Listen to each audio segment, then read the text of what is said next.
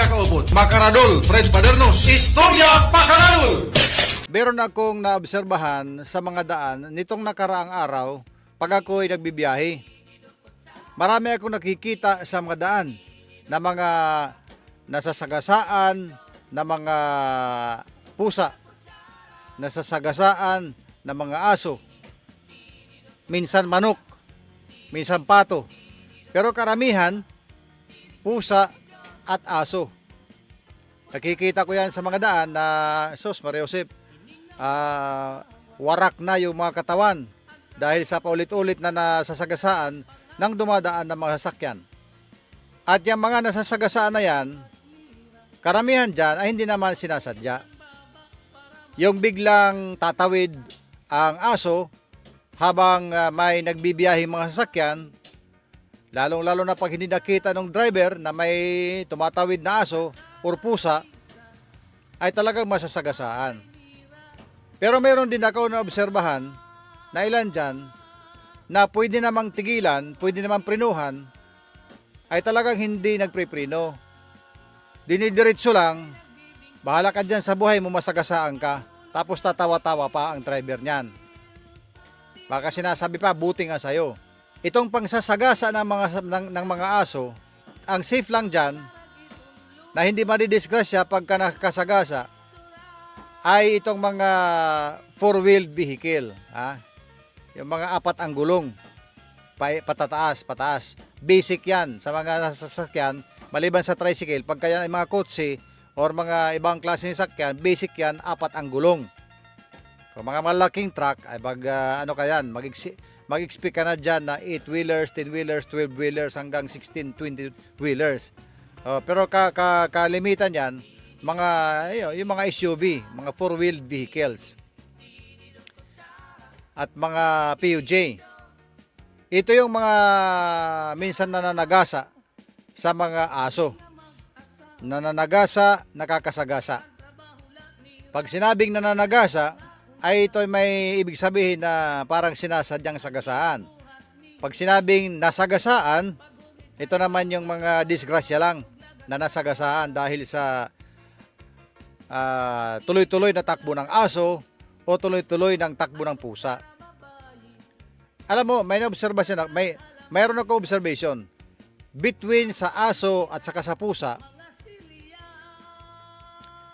Ang observation ko between pusa at aso, mas matalino ang aso kung tumawid. Minsan pa nga nakikita natin sa mga Facebook post, may mga aso pa na talagang dyan tumatawid sa pedestrian lane. Kasi nalalaman niya, dahil matalinong aso, nakikita niya yung mga tao na pag tumatawid, dyan sa pedestrian lane, tumatawid. Diba?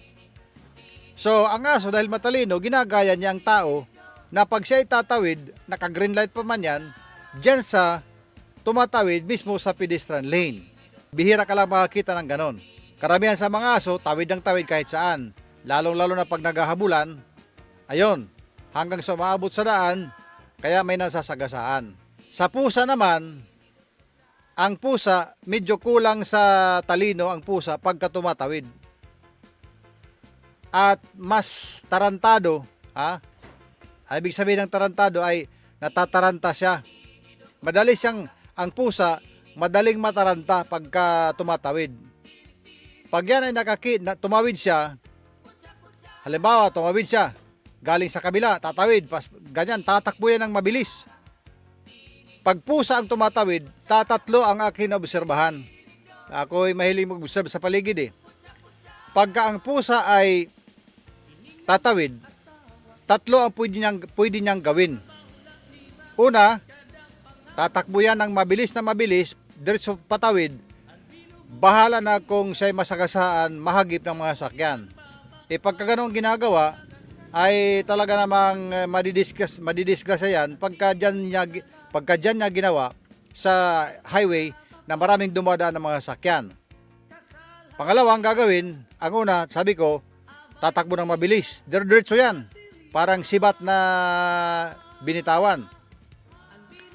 Tapos yung pangalawa ay lalakad ng medyo mabilis, palingalinga, at nag-oobserba sa mga sakyan na pagkaligtas siya ay didiretso yan.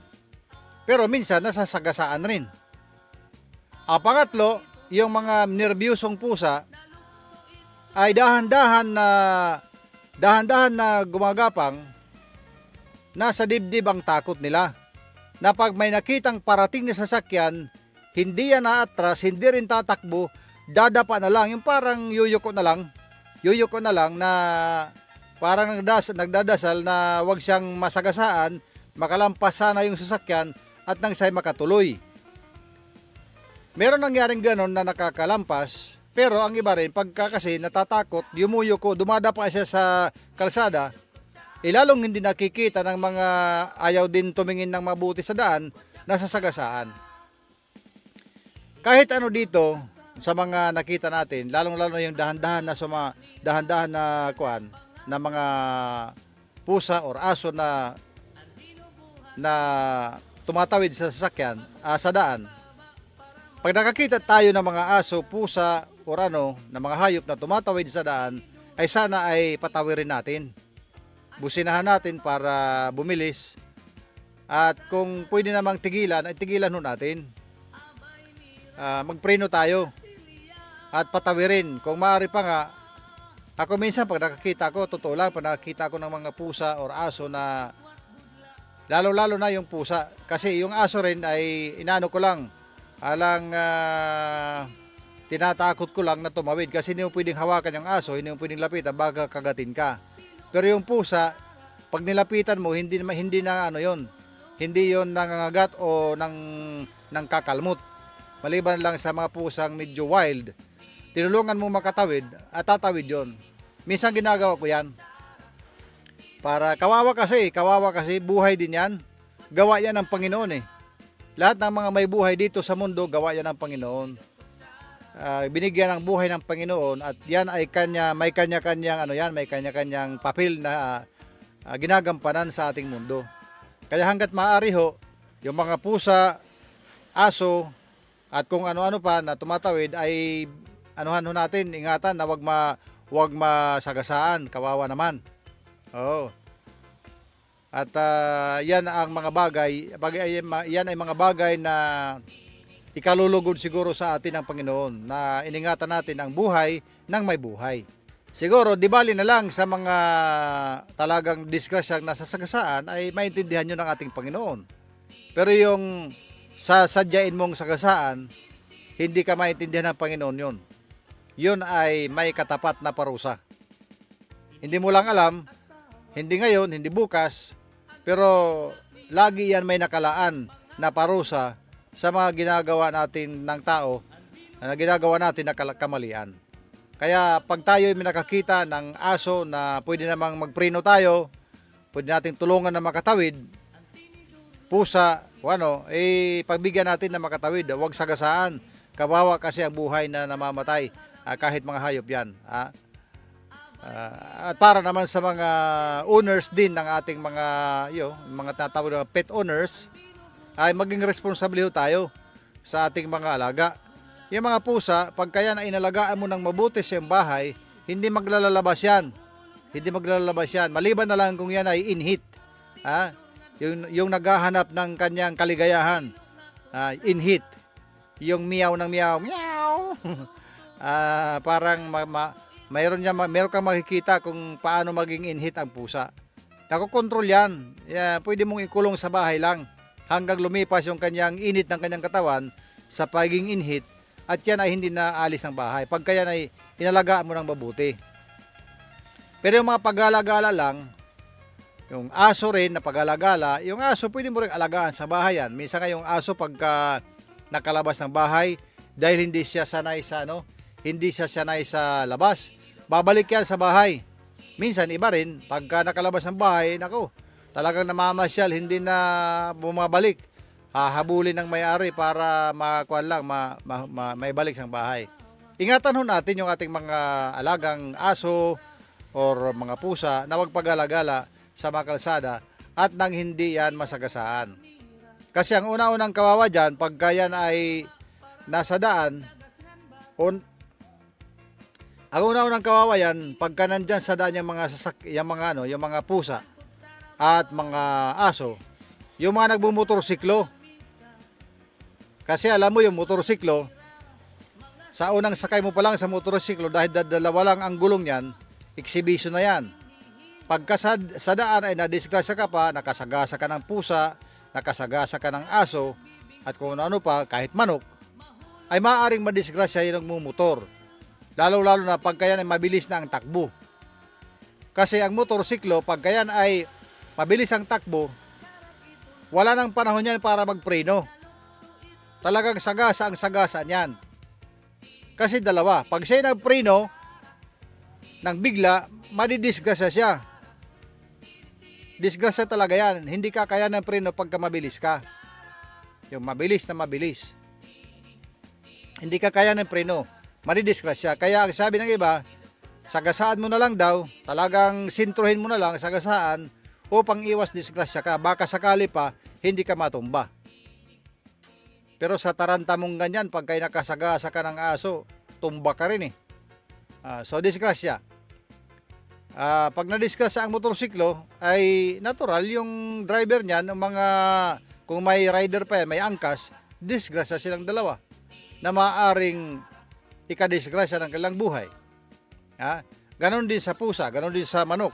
Pag inasagasa ng motorsiklo, madidisgrasya rin yung mga nakamotorsiklo. Kaya ingatan ho natin na huwag pakalat-kalat sa daan, sa mga kalsada, yung ating mga alagang pusa, alagang aso at alagang mga manok. Ingatan ho natin nang tayo ay hindi makadisgrasya at baka yan ay matrace sa inyo, mabalikan pa kayo, kasuhan pa kayo ng mga nadisgrasya. Dalawa lang yan eh. Di ba? It's either kasuhan ka or hindi. Kaya magkakaproblema kapag ka na ganyan. Ingatan natin ang ating mga pusa at mga aso, mga pusa, mga aso, at mga hayop, ingatan natin. At para sa mga motorista naman, ay mag-ingat-ingat tayo sa pagbibiyahe, lalong-lalo na itong ating mga motorsiklo, yung mga nagmumotor. Kasi madali magbibisikleta pati yung mga basta ini vehicle na mga 2 wheels lamang. Kahit kayong 3 wheels, yung mga tricycle na didiscuss rin sa mga aso na biglang tumatawid. Ingat-ingat lang talaga sa pagbiyahe at wag masyadong mabilis kung hindi naman kailangan. Yung tipong makakauwi ka pa, magtira ka ng pang-uwi. Wag mong uubusin agad-agad ang kalsada kasi hindi mo mauubos yan dahil sa sobrang mong bilis. Ingat-ingat sa pagbibiyahe at nang makaiwas tayo ng disgrasya. Dadalawang yan. Dalawa yan. Dapat responsible pet ownership. Huwag hayaan na gagala-gala sa mga kalsada yung ating mga alagang hayop. At pangalawa, sa mga motorista, ingat sa pagmamaniho. Maging responsable rin sa pagmamaniho. Huwag hayaan masagasaan ang mga hayop. Hanggat maaari, magpreno tayo, hayaan natin makatawid ang mga hayop nang hindi madisgrasya at hindi ka rin madisgrasya. Ito'y paalala lamang, hindi ito mando sa inyo. Paalala lang na huwag tayong madisgrasya. Okay ba yun? Okay yan ha? Okay. Yan muna mga paalala natin dito sa Istorya Pakaradol. Dito lang yan sa Radyo Abante, SJTV. Ini dukot Sara.